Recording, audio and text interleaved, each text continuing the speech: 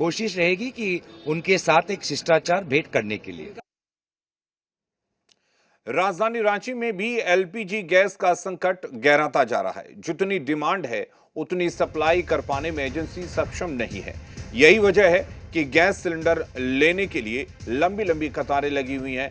सवेरे से ही लाइन में लगे लोग अपनी बारी का इंतजार कर रहे हैं। लोगों का ये आरोप है कि सरकार के द्वारा 60 रुपये बढ़ाए जाने के बाद भी एजेंसी 30 रुपये एक्स्ट्रा चार्ज कर रही है। लोगों ने बताया कि रमजान के महीने में और भी ज्यादा परेशानी इसलिए बढ़ गई क्योंकि शहरी और इफ्तार नहीं बन पा रही है और उनके घरों में लिमिटेड गैस ही बची हुई हैं।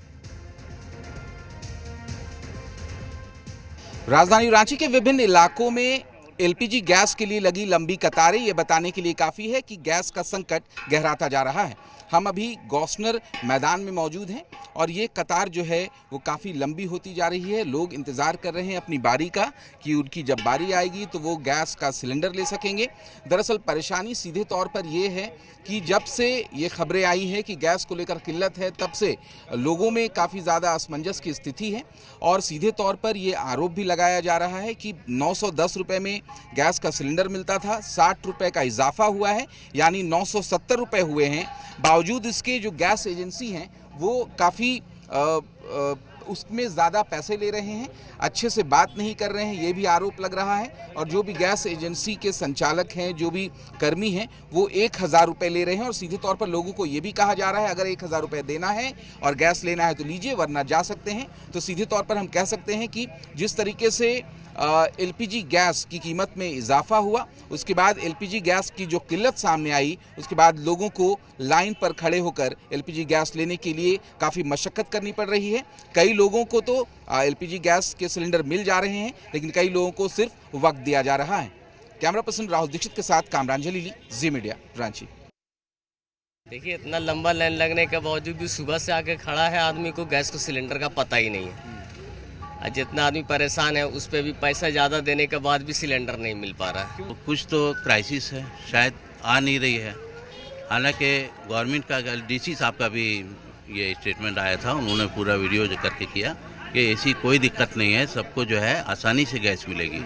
लेकिन यहाँ पर आने के बाद जो है इस तरह से हो रहा है कि गैस मिल नहीं रही है सही से, और दूसरे किसी से मतलब परसेंटेज से लोग जो है 1000 रुपया ले रहा है। परेशानी हो रही है कि गैस पूरा मिल नहीं रहा पा रहा है और खाने के लिए दिक्कत हो रही है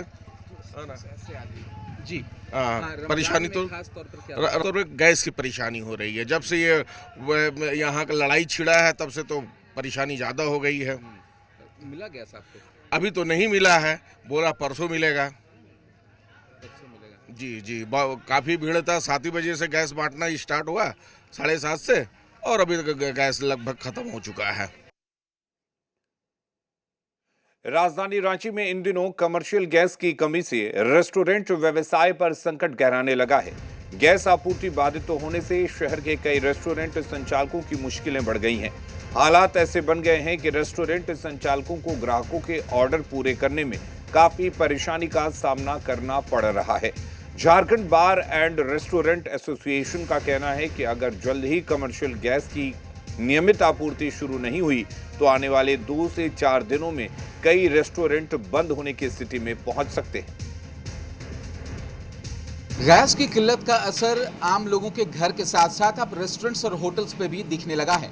हम अभी एक रेस्टोरेंट के किचन में मौजूद हैं जहां पर अलग अलग जायके के स्वादिष्ट खाने बनाए जा रहे हैं, लेकिन सीधे तौर पर अब जो है समस्या उत्पन्न होने लगी है। हमारे साथ रंजन जी हैं जो होटल के संचालक हैं, उनसे बात करते हैं। रंजन जी, क्या स्थिति है गैस को लेकर? गैस का सप्लाई हम लोग को 3 दिन से बंद कर दिया गया है। अब हम लोग को कमर्शियल गैस का सप्लाई मिल नहीं रहा है, सिलेंडर नहीं मिल रहा है। तो हम लोग के पास लास्ट 1-2 दिन का जो बचा है उसी से पे चला रहे हैं। तो अगर वो ख़त्म हो गया तो फिर रेस्टोरेंट बंद हो जाएगा।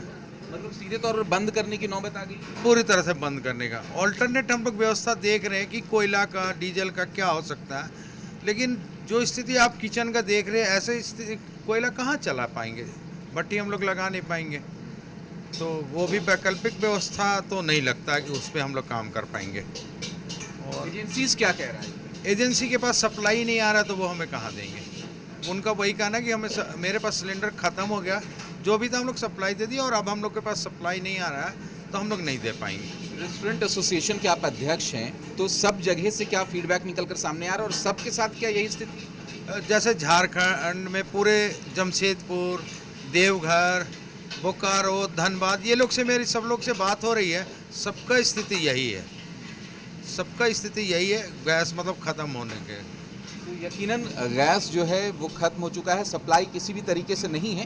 हालांकि जितने भी यहाँ पर पकवान बन रहे हैं वो गैस पे ही बन रहे हैं और जो जानकारी मिली है संचालक की तरफ से, एक लिमिटेड रिसोर्स है उनके पास, क्योंकि गैस का ज़्यादा बैंक नहीं होता है। हर दिन अगर एक रेस्टोरेंट की बात करें तो 5 से 6 सिलेंडर्स लगते हैं, कमर्शियल सिलेंडर्स, और अब उनके पास बैंक नहीं होने की वजह से कुछ वैकल्पिक व्यवस्था देखी जा रही है, जैसे कि डीजल या फिर लकड़ी के चूल्हे या फिर कोयले की व्यवस्था की जा रही है। लेकिन जो इक्विपमेंट्स यहाँ पर लगाए गए हैं, जो चूल्हे हैं, वो किसी भी तरीके से उस चीज़ के लिए अनुरूप नहीं है कि इसमें आप कोयले के का इस्तेमाल कर सकें, इसमें आप लकड़ी का इस्तेमाल कर सकें। तो सीधे तौर पर जिस तरीके से परेशानी हुई है, जिस तरीके से गैस की किल्लत देखी जा रही है, वो कहीं ना कहीं जो संकट से रेस्टोरेंट का व्यापार, होटल्स का व्यापार जूझ रहा है, उम्मीद ऐसी की जा सकती है, क्योंकि परेशानी इतनी बढ़ रही है कि आने वाले दिनों में रेस्टोरेंट बंद करने की भी नौबत आ सकती है, जैसा कि संचालक बता रहे हैं। कैमरा पर्सन संजय टोपो के साथ कामराज।